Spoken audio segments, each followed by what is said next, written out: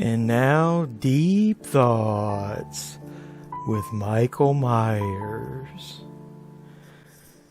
You know, the doctor said I should put some of my deepest thoughts down on paper. Maybe it'll help me explain some of the trouble I've had over the years, especially with Laurie. I want to see what caused the rift between the two of us. Maybe if I write some of this down, it'll help me understand what I did wrong. When we first met...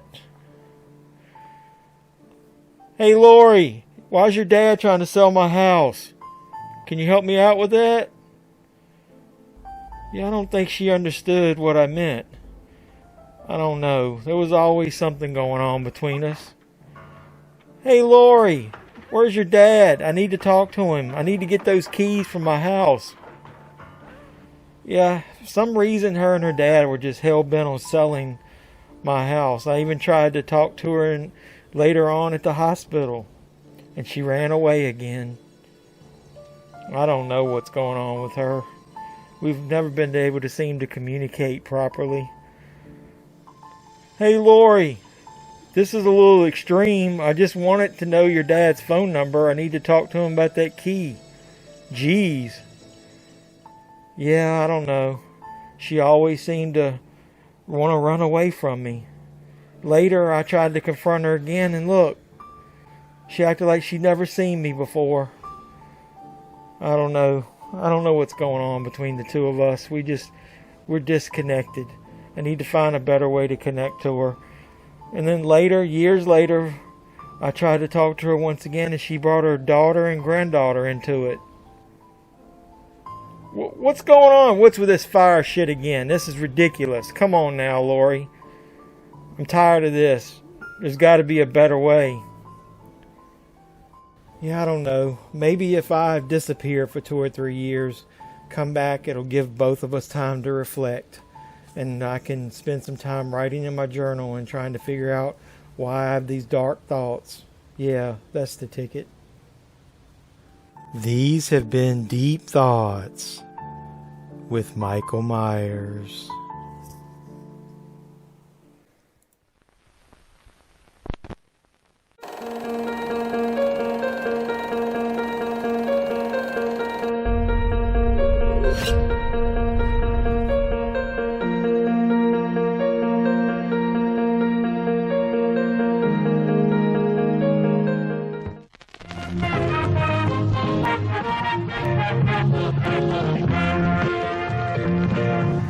So what's up, Halloween and horror fans? Welcome back to the HalloSCREAM 2022 review series, where your pop culture reporter, yeah, that's me, JeffMan316, continues to review every film in the historic Halloween movie franchise leading up to that faithful day on October 14th where we get to see Halloween Ends.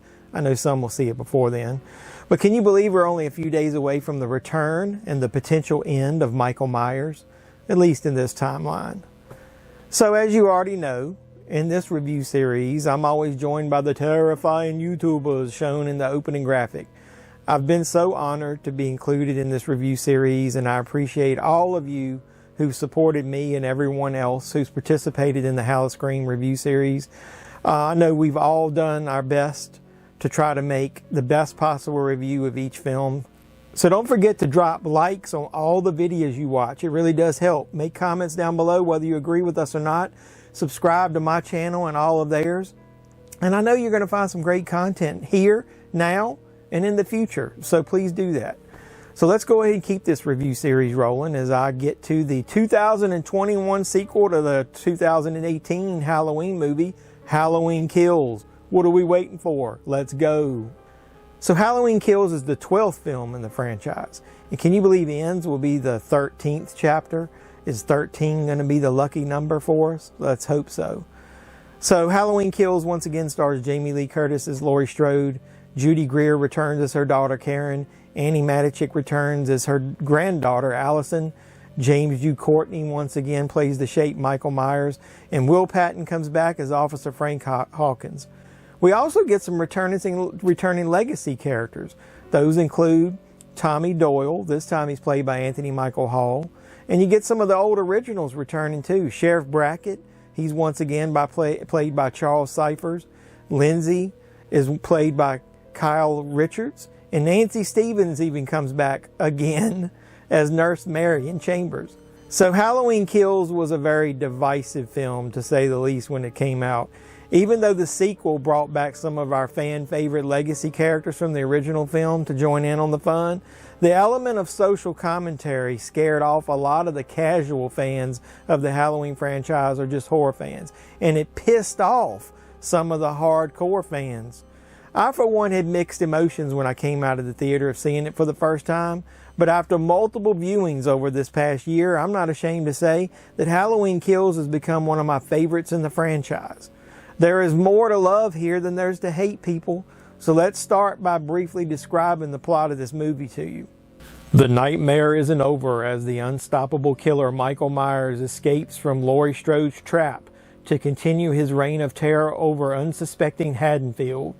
Taking matters into their own hands, the Strode women and other survivors form a vigilante mob to hunt down Michael and end his reign of terror once and for all. So let me just say that Halloween Kills is a very appropriate title to this film. Michael is a non-stop killing machine in this movie, and this is one of the best portrayals of Michael Myers, the character, in the entire franchise, if you ask me. James Jude Courtney returns, like I said, and he hits his stride here. The mask is awesome. I love how they damage like both sides differently. It's very unique and scary, if you ask me, too. So when Myers is on the screen here, every single time his presence is huge and he is brutal. I was hoping that this would continue in Ends, but from what I understand, though, I don't know if it's going to be that way.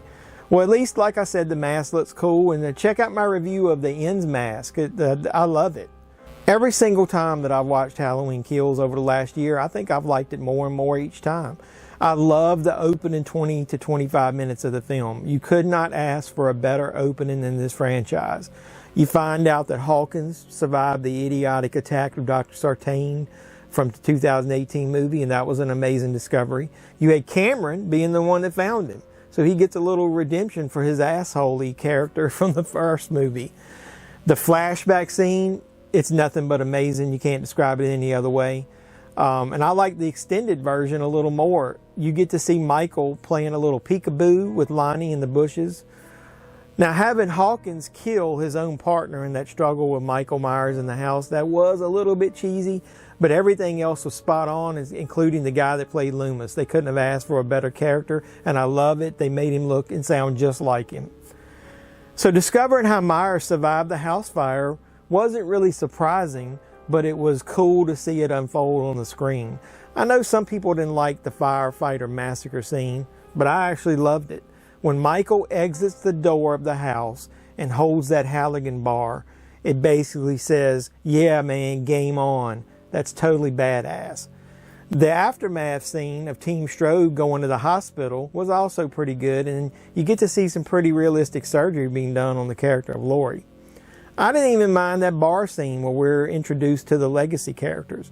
I know the little monologue by Tommy is a little cheesy, but the boogeyman is coming for me. And he's coming for you. But I kind of dug it.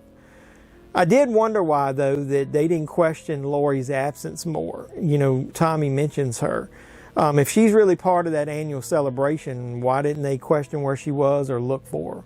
But I'm okay with that. I love how Myers breaks into the older couple's house to try to mend his hand. And Myers is fucking brutal with both kills that he does to that couple. This is another great scene, epic, I love it.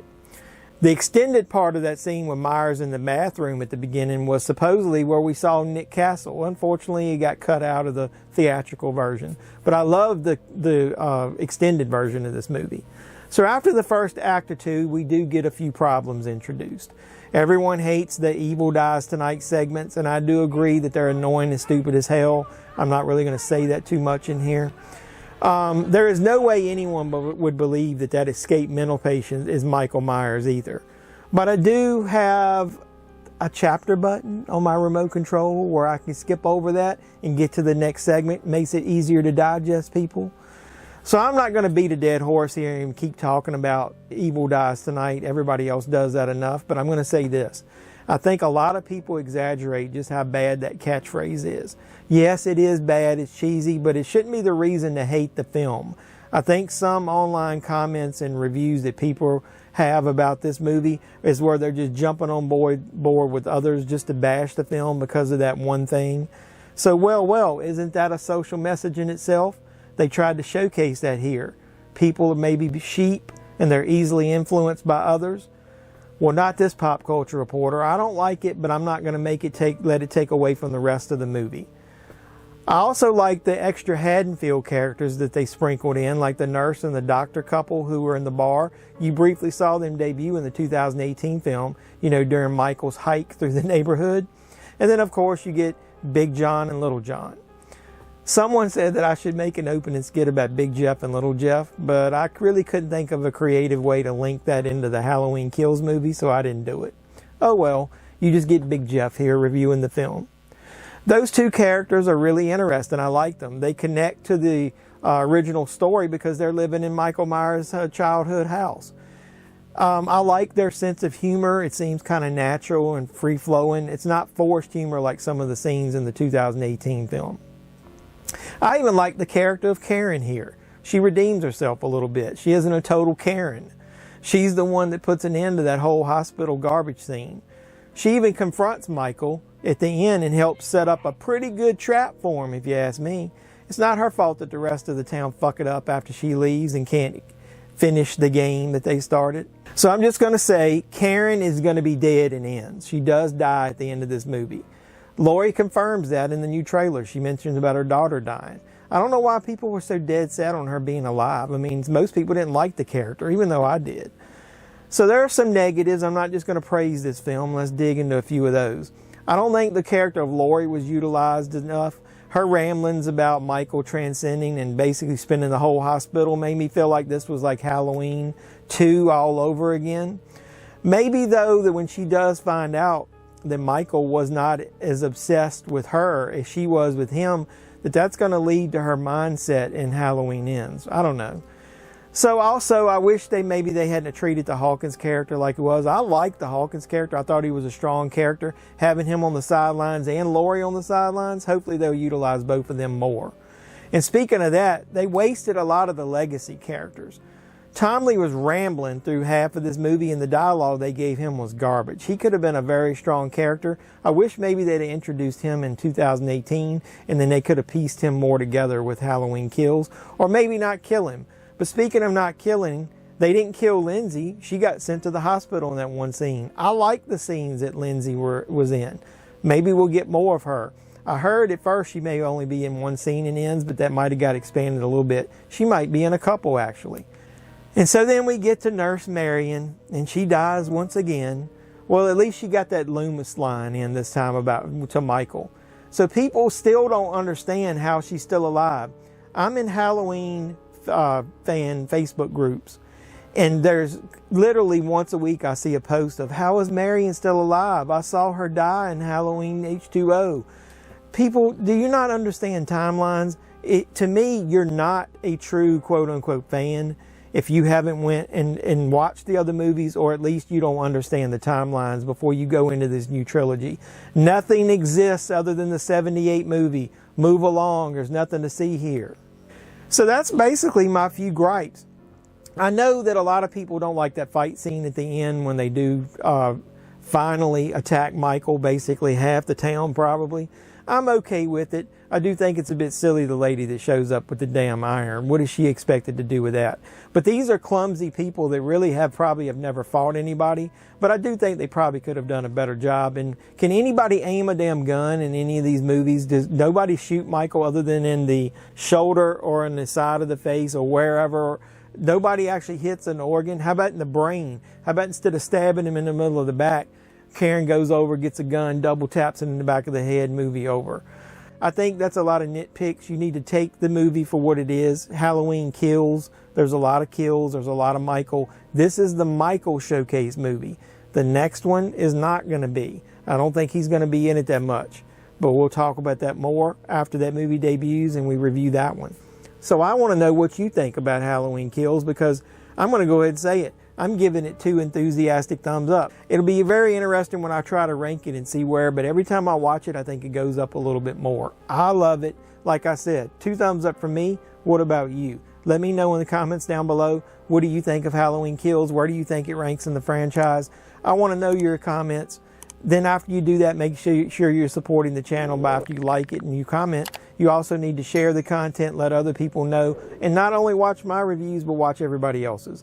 So I really can't wait. I know I've shit on Halloween Ends a lot lately, but I really can't wait to see it. I'm very interested to see, are they going to be creative with some of these ideas that I've seen thrown out there. I don't think it's going to be quite the Halloween movie I wanted, but hey, until they make another one, it's all we're going to get for a while.